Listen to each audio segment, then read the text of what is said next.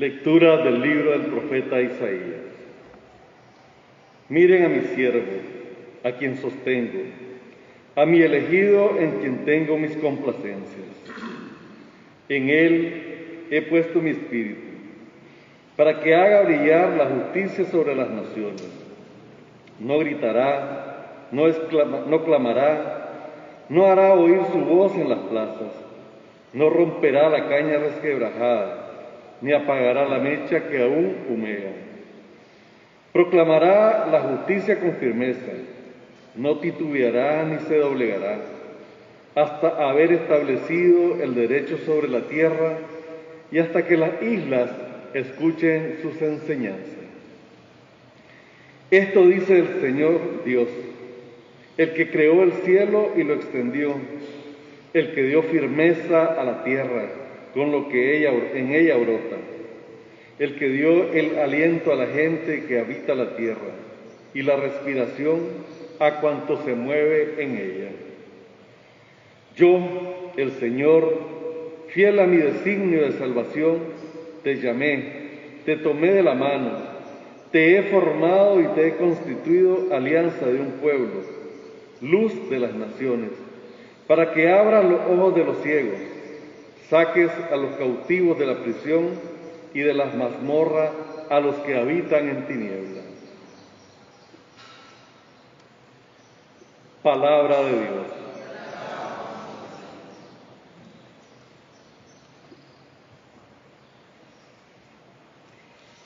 El Señor es mi luz y mi salvación. El Señor es mi luz y mi salvación. ¿A quién voy a tenerle miedo? El Señor es la defensa de mi vida. ¿Quién podrá hacerme temblar? El Señor es mi luz y mi salvación. Cuando me asaltan los malvados para devorarme, ellos, enemigos y adversarios, tropiezan y caen. El Señor es mi luz y mi salvación. Aunque se lancen contra mí un ejército, no temerá mi corazón. Aun cuando hagan la guerra contra mí, tendré plena confianza en el Señor. El Señor es mi luz y mi salvación. La bondad del Señor espero ver en esta misma vida. Ármate de valor y fortaleza, y en el Señor confianza. El Señor es mi luz y mi salvación. Honor y gloria a ti, Señor Jesús. Honor y gloria a ti, Señor Jesús. Rey nuestro, solo tú has tenido compasión de nuestras faltas. Honor y gloria a ti, Señor Jesús. Honor y gloria a ti, Señor Jesús.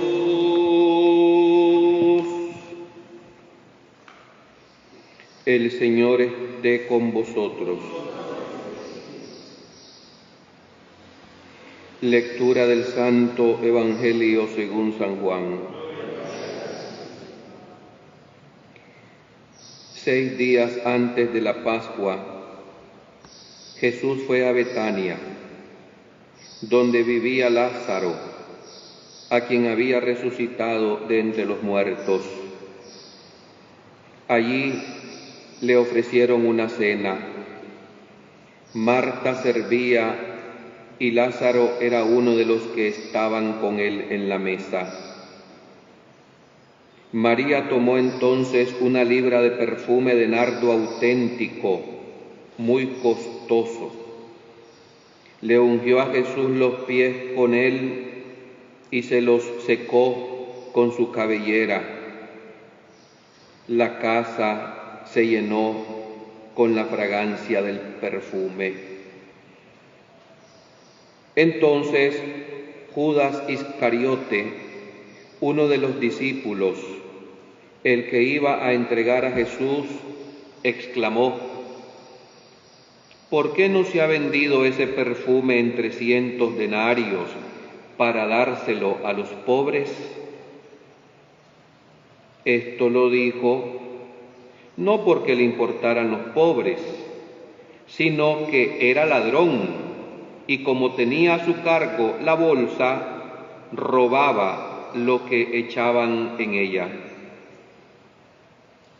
Dijo entonces Jesús: déjala, esto lo tenía guardado para el día de mi sepultura, porque a los pobres los van a tener siempre con ustedes, pero a mí no siempre me tendrán. Mientras tanto, la multitud de judíos que se enteró que Jesús estaba ahí, acudió, no solo por Jesús, sino también para ver a Lázaro, a quien el Señor había resucitado de entre los muertos. Los sumos sacerdotes deliberaban para matar a Lázaro, porque a causa de él muchos judíos se separaban y creían en Jesús. Palabra del Señor. Por este santo evangelio se borren nuestros pecados.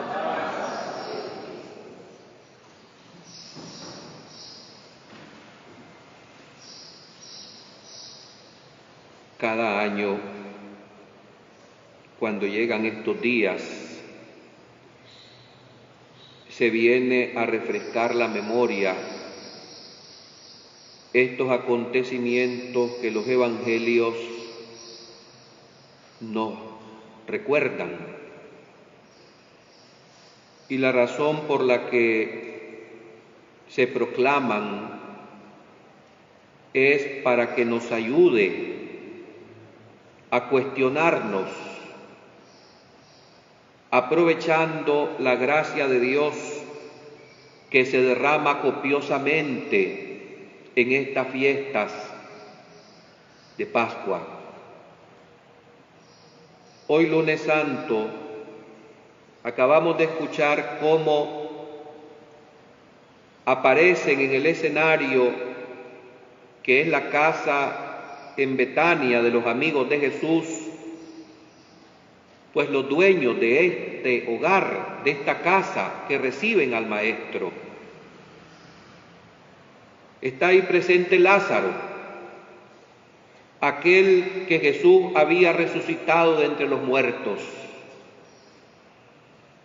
Para muchos, como terminó diciendo este evangelio, fue motivo de curiosidad y fueron a Betania para constatar el milagro, para ver a Lázaro. Pero la reacción negativa, perversa, de los que conspiraban contra Jesús, también decidieron matar a Lázaro, porque resulta que muchos se convertían a Jesús. Pongámonos a pensar en este punto, a considerar lo siguiente. Nosotros, cuanto más somos amigos de Jesús, cuanto más cerca estamos con Él, seremos menos comprendidos y entendidos por este mundo, interesado materialmente y calculador. Una vida que se entrega al auténtico seguimiento a Jesús inmediatamente causa molestia, interpela, porque la putrefacción, la corrupción, no soporta la transparencia, la honradez, la verdad, porque las tinieblas tratan de ahogar a la luz. En este escenario también aparece María, esta mujer que amando intensamente a Jesús, le regala un frasco carísimo de perfume de nardo al Maestro. Este gesto de esta mujer es recordado a través de los siglos. Un gesto de verdadero amor que entrega lo que más le cuesta a ella. Pone en evidencia el desprendimiento de aquello que muchas veces a nosotros nos ata y que no permite que vayamos a encontrar a Jesús.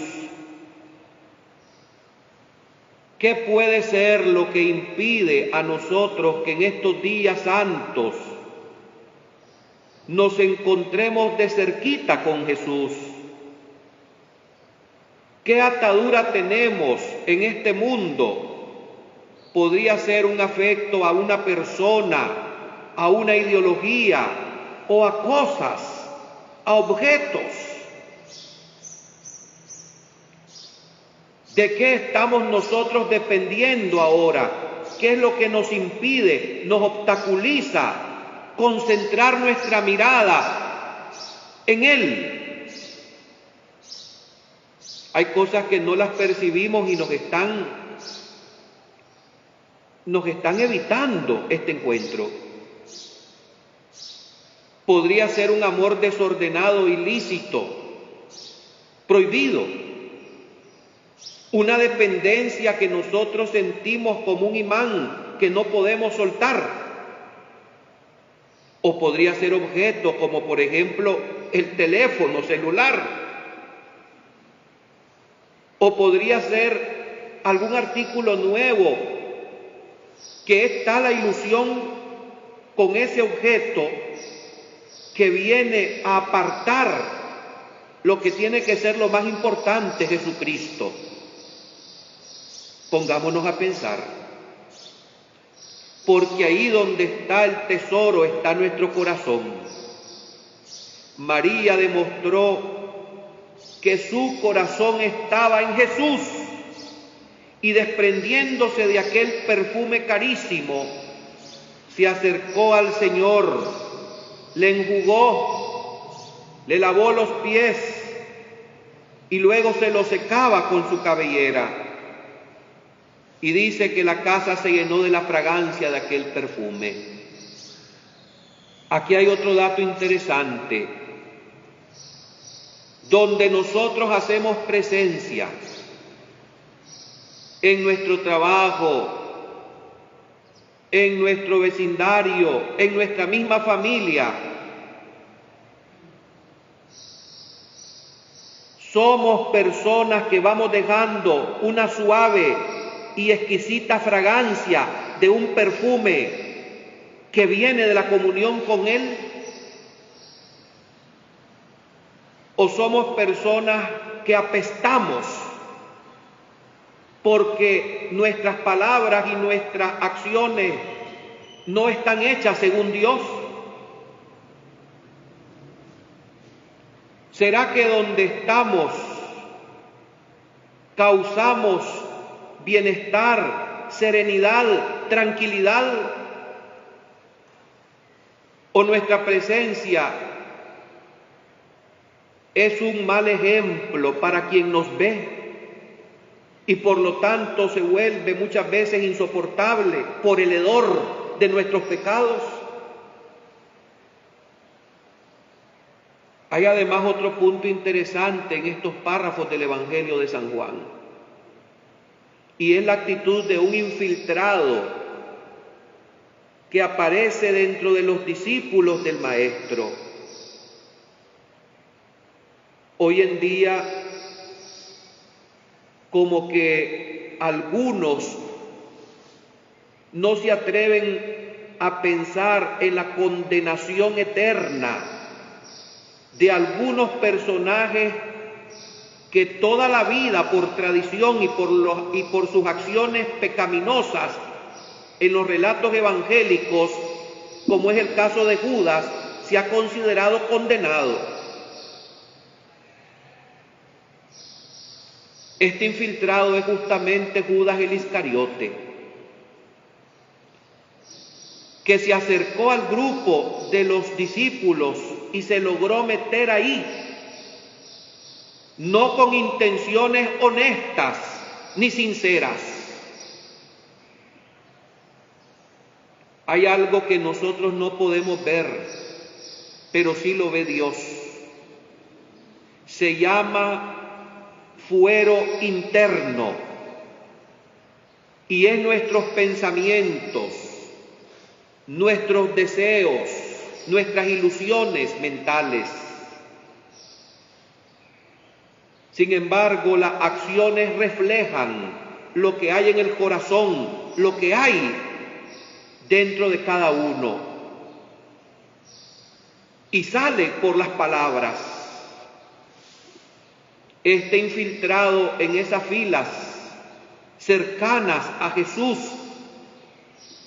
da a conocer su ambición y su codicia cuando comenta ante la acción amorosa de María que perfuma a Jesús.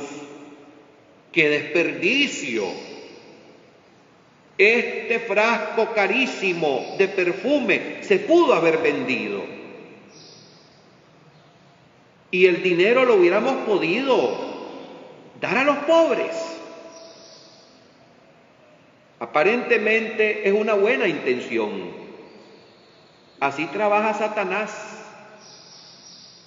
Así son las tentaciones, aparecen envueltas, atrayendo, suculentamente presentadas. Si no, no serían tentaciones. Pero se pone en evidencia inmediatamente en el comentario que el Evangelio hace. No le importaban los pobres. Este hombre era ladrón, ahí lo dice.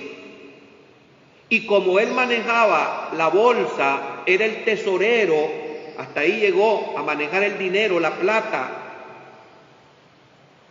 Por esto es que hizo este comentario, para robar lo que caía en la bolsa.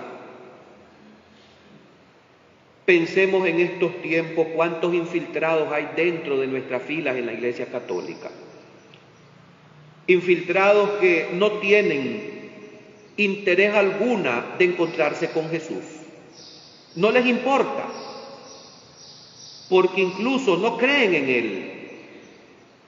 Y muchos están en las filas clericales, y muchos en la cúspide de la iglesia, y otros tantos en los movimientos, en las comunidades, que puede ser que estén aquí para matar el tiempo, para sociabilizar, para aparecer y que los estén viendo, o para tener poder e influencia, o para alimentar su ego. Hay gente que es megalómana. Esto significa que le gusta estar llamando la atención y que lo estén viendo. Esta no es una intención correcta. Pero hay otras catastróficas y peores, como la actitud de Judas, que robaba. Preguntémonos en estos días sagrados, dedicados a la meditación, así deben de ser estos momentos. ¿Cuáles son las motivaciones que yo tengo estando en las filas de mi iglesia católica? ¿Cuáles son los intereses? Y me lo aplico a mí mismo, que yo como sacerdote y discípulo del Maestro tengo al estar aquí en la iglesia como sacerdote y ministro del altar. ¿Será que las motivaciones que tengo son meramente materiales? Hay sacerdotes que no piensan sino solamente en enriquecerse. Y eso se les sale. Porque lo que hay adentro no se puede esconder, rompe la barrera y sale en evidencia. Cuánto lacera, cuánto hiere el corazón de la iglesia este tipo de actitud. ¿Cuáles son las motivaciones de algunos que dicen que aparecen a colaborar en las parroquias? manejar conciencias, repartir y sentirme importante porque yo soy el que decido cómo se van a hacer las cosas. Preguntémonos todo esto, porque los que están fuera de la iglesia descaradamente no podemos esperar cosas buenas de ellos a nosotros. Tradicionalmente lo sabemos, existen quienes odian descaradamente a la iglesia católica, pero bueno, ya uno sabe que de ahí solo puede venir pedradas.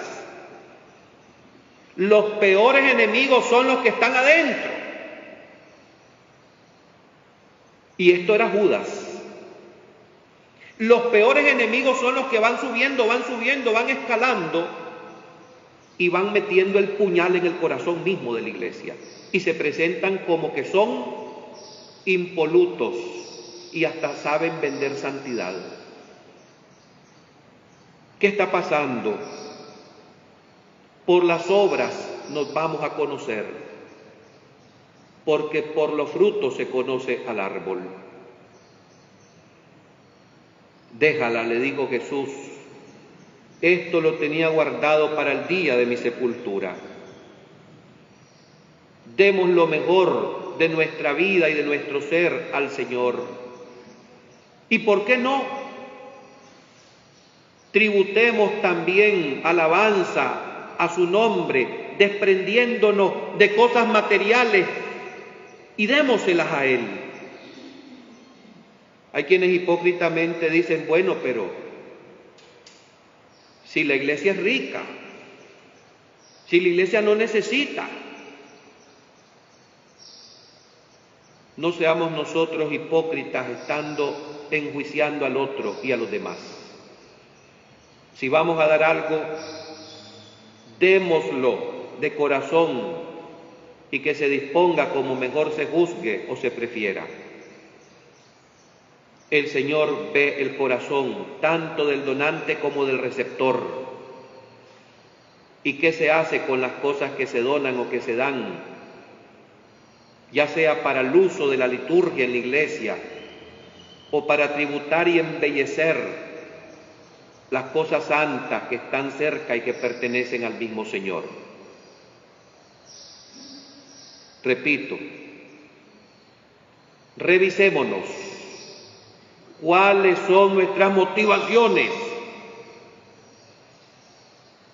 si son temporales,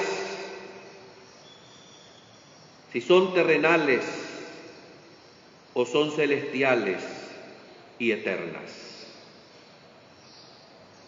Judas se condenó por ambicioso y porque no se arrepintió de su pecado. A mí no se me olvida que siendo muchacho hoy se han perdido estas costumbres que son signos visibles que sacudían. Allá en mi natal Granada, en la Torre de la Merced, se colgaba un muñeco ahorcado que pendía del campanario del barandal de la torre. Y me lo señalaban y me decían, Judas se ahorcó. Aquello era dantesco, pero fuerte, pegaba, catequizaba. Así acaba el que anda mal. Busquemos cómo enderezar la vida mientras tengamos tiempo para no condenarnos eternamente. Amén.